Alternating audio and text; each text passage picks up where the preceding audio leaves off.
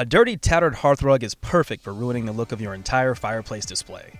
On today's Tech Tuesday, we're showing you how to clean your hearth rug.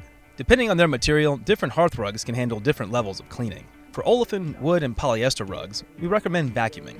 To avoid potential damage, we don't recommend washing or steaming these materials. If your olefin, wood, or polyester rug ends up with stains, spot cleaning is a better option. To clean nylon or polypropylene rugs, a good wipe down with a damp rag is the way to go. Never wash or vacuum nylon or polypropylene rugs. That can fray the material and reduce its durability.